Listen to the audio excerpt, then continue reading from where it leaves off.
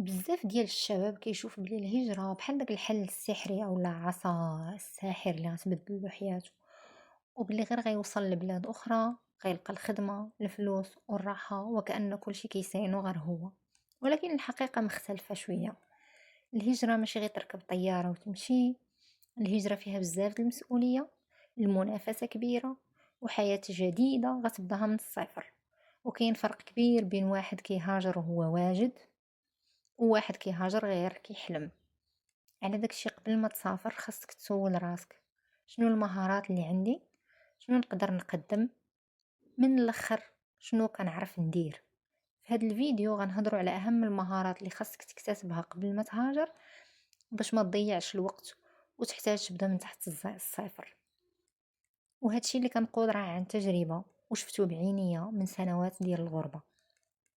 اول حاجة خاصك تتعلمها ولو غير شوية هي اللغة، لان اكبر غلط كيطيحوا فيه بزاف ديال الناس هو كيمشيو بلا لغة. كتلقى الواحد وصل لبلاد جديدة وما قادرش يهدر او لا يفهم حتى شي كلمات بسيطة كتقالو، يدوز انترفيو ديال الخدمة ولا حتى يقضي غرض نتاعو او لا يشري غير خبزة مثلا. اللغة راه بحال الساروت ديال الباب، هي اللي غتفتح لك كلشي. على داكشي الا كنتي غتمشي لميريكان ولا كندا تعلم لونجلي، كنتي غتمشي لفرنسا ولا بلجيكا تعلم الفرنسي، كنتي غتمشي مثلا لألمانيا تعلم الألمانية. وماشي ضروري تكون محترف من النهار الاول، ولكن تعلم غير باش تهدر واحد شوية، تفهم وتكتب الاساسيات، تعرف تشري وتعرف ترد تاخد الصرف ديالك والى اخره. حيت الانسان من ما كيعرفش اللغة كيكون ضعيف بزاف ووحيد. قبل عاوتاني ما تمشي، نصيحتي ليك تعلم شي حرفة ولا مهارة مطلوبة في السوق، على ان مول الحرفة راه ما كيوحلش. في الغربة ماشي مهم شكون باك ولا منين جيتي، المهم شنو كتقدر تخدم. على هادشي خاص يكون عندك مهارة مطلوبة في هذا الوقت، وانا غنعطيك امثله للمهارات اللي مطلوبة وكنصحك تعلم وحدة منها وتتقنها. كاينه البرمجة، التصميم، الطبخ، الحلاقة، النجارة، داكشي ديال الضوء، التمريض، السياقة، التسويق الرقمي، تصاوب التليفونات. اي حاجة كتقنها مزيان تقدر تعيشك بكرامة، وإلا ما غناتكش على الاقل غتعيشك. اما اللي كيمشي بلا مهارة غالبا غيتعذب بزاف، سواء في الخدمة سواء في الفلوس.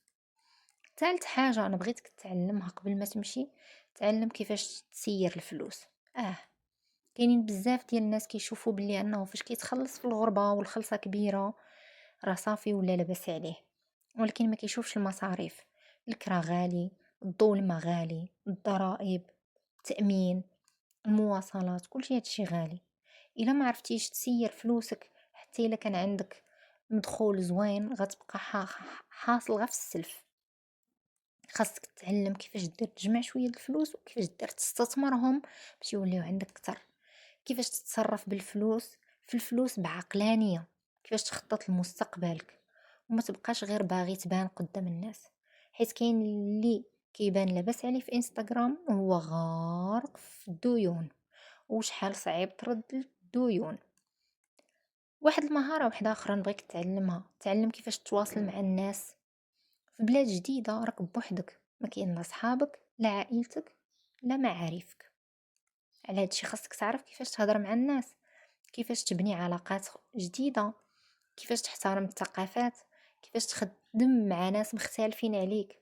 حيت مرات فرصة خدمة كاملة كتجي غير حيت الناس ارتاحوا ليك، والإنسان اللي منطوي بزاف كيعاني في الغربة بزاف. خاصك تتعلم الصبر والقوة النفسية. الغربة راه ماشي سهلة نفسيا، غادي تدوز عليك ايام غتبقى تحس براسك بوحدك، غتبقى توحش ظهركم، غتبقى تعيا، وحتى بعض المرات غتبقى تندم وتسول راسك تقول واش هذا خيار زوين اللي اختاريت ولا راني غير كنخربق. لهذا خاصك تكون قوي نفسيا، خاصك تعرف كيفاش تصبر، كيفاش تكمل رغم الصعوبات، وكيفاش ما تستسلمش بسرعة. حيت بزاف ديال الناس ما فشلوش في الخدمة وانما فشلوا نفسيا. ونصيحتي ليك باش ما تفشلش نفسيا طلب من الله بزاف انه يعاونك. تعلم واحد الحاجة واحدة اخرى، انك ديما تكون كتعلم، عرفتي في هاد المهارات كاملين إلا قلتي لي ركزي لي على وحدة، غادي نقول لك هاد الاخر اللي كنقول لك على ان هي غادي تخلي يكون عندك كلشي داكشي الاخر. العالم كيتبدل، واليوم الا وقفتي من التعلم غيجي واحد ديال وغادي يفوتوك بالزربه. على هادشي خاصك ديما تطور راسك، تعلم لغات جديده، دير دورات، دخل قرا، جرب اشياء جديده. المستقبل دابا ديال الناس اللي كيطوروا راسهم باستمرار، بصح كيديروا بلاصتهم. في الاخر غنقول لك الهجرة راه ماشي حل سحري. الا كنتي واجد وعندك مهارات تقدر تنجح في اي بلاصة، وإلا مشيتي وغير وانت كتحلم وكيحسابك باللي غادي يحلوا لك البيبان، فغادي نقول لك ان الغربة غادي تكون صعيبة عليك بزاف، وحسن عوان الغربة معك. قبل ما تسول فين نمشي، سول راسك شنو خاصني نتعلم قبل ما نمشي باش نكون افضل من الاخرين، وباش نلقى خدمة احسن من الاخرين.